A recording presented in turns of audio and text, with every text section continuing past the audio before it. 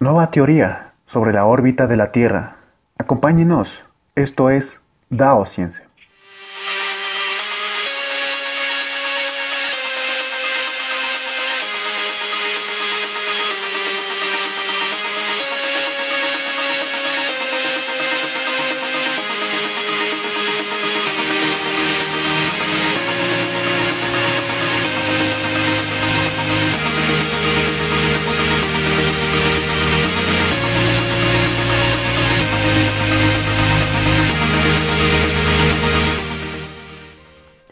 El plano de la órbita terrestre tiene una inclinación respecto del Sol.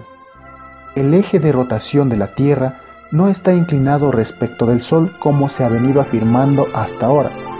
Más bien es el plano de la órbita terrestre el que se halla inclinado respecto del Sol. Dicha inclinación sería responsable de las 4 estaciones climáticas que se presentan actualmente en los hemisferios norte y sur de la Tierra. La inclinación del plano de la eclíptica no permanece fija, sino que realiza un movimiento de 360 grados alrededor del Sol, en un ciclo que podría durar más de 600.000 años. Esta nueva teoría podría explicar la periodicidad de las glaciaciones. También explica por qué no coinciden los solsticios con el perhielo y el afelio. Una comparación entre esta nueva teoría y la teoría actual nos permitirá establecer cuál es la más acertada. La teoría clásica. Este dibujo representa la órbita de la Tierra, la cual describe una órbita elíptica. La línea roja divide la eclipse en 2 hemisferios iguales, pero el Sol no se encuentra en el centro del eclipse, sino un poco corrido hacia uno de los focos del eclipse. Esto hace que la órbita de la Tierra presente un punto más cercano al Sol y un punto más alejado del Sol. Según la teoría clásica, la Tierra se desplaza a lo largo de su órbita sobre un plano horizontal respecto del Sol. Dicho de otra manera, el plano de la eclíptica coincide con el plano horizontal del Sol y el eje de rotación terrestre tiene una inclinación de 23.5 grados respecto de este plano.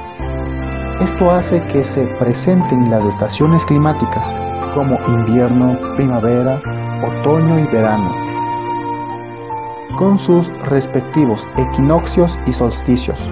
Es bien conocido que entre el 21 y el 22 de diciembre la Tierra llega a un punto en que el hemisferio norte alcanza su menor exposición al Sol, y entre el 20 y 21 de junio ocurre el solsticio de verano. Si la Tierra tuviese una inclinación de 23.5 grados en su eje de rotación, el solsticio de invierno en el hemisferio norte tendría que coincidir con el perhielo y el solsticio de verano en el hemisferio norte coincidiría con el afelio. Pero esto no sucede, pues el solsticio de invierno ocurre el 22 de diciembre y el perhielo el 4 de enero. El solsticio de verano sucede el 21 de junio y el afelio el 4 de julio. 13 días de diferencia.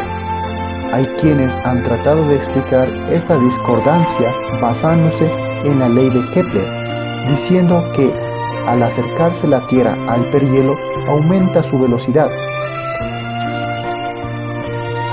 y cerca del afelio disminuye su velocidad. Esta explicación es errónea. Si bien la ley de Kepler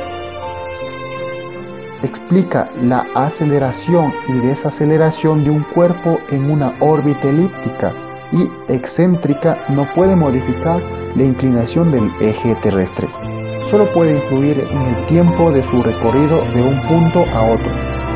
En otro artículo daré ¿por qué no coinciden los solsticios con el afelio y el perhielo? Como se puede apreciar en la imagen de arriba, el eje de rotación de la Tierra es perpendicular al plano horizontal del Sol y la eclíptica posee una inclinación aproximada de 26 grados. Cuando la Tierra llega a su punto más elevado respecto del Sol, ocurre el solsticio de invierno en el hemisferio norte, que sería el 22 de diciembre, pero ese no es el punto más cercano de la Tierra al Sol. La Tierra inicia su descenso y llega a su perhielo el 4 de enero. Continúa su descenso y al cortar el plano horizontal del Sol sucede el equinoccio de primavera, que es el 20 de marzo.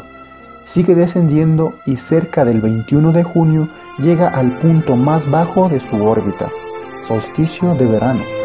En este punto el hemisferio norte tiene su mayor exposición a los rayos del Sol. A partir de este punto inicia su ascenso y 13 días después, el 4 de julio, llega a su punto más distante del Sol, el afelio. Como puede observarse, desde esa perspectiva no tiene por qué coincidir los puntos de afelio y perhielo con los solsticios de verano e invierno. Plano de los solsticios. En esta gráfica se muestra el plano de inclinación de la eclíptica desde la perspectiva de los solsticios. Podemos observar que el eje de rotación de la Tierra es perpendicular al plano horizontal del Sol y la eclíptica tiene una inclinación de 26 grados con respecto a ese plano. Al hallarse la Tierra en un punto más elevado de la eclíptica, cerca del 22 de diciembre ocurre el solsticio de invierno en el hemisferio norte. Los rayos del Sol solo alcanzan a llegar 23.5 grados antes del polo norte, produciendo un cono de sombras entre este punto y el polo norte. Esto es lo que se ha confundido equivocadamente con una inclinación del eje de rotación terrestre. A su vez, en el hemisferio sur ocurre el solsticio de verano, pues los rayos del Sol llegan 23.5 grados más allá del polo sur. Cuando la Tierra llega al punto más bajo de su órbita cerca del 20 de junio, sucede lo contrario. Es solsticio de verano en el hemisferio norte y solsticio de invierno en el hemisferio sur.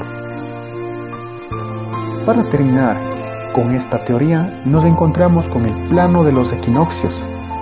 En esta gráfica se muestra una sección de la eclíptica desde la perspectiva de los equinoccios, puntos en los cuales los dos hemisferios reciben la misma cantidad de luz solar. Representamos allí el día antes del equinoccio de primavera, el día del equinoccio y el día posterior.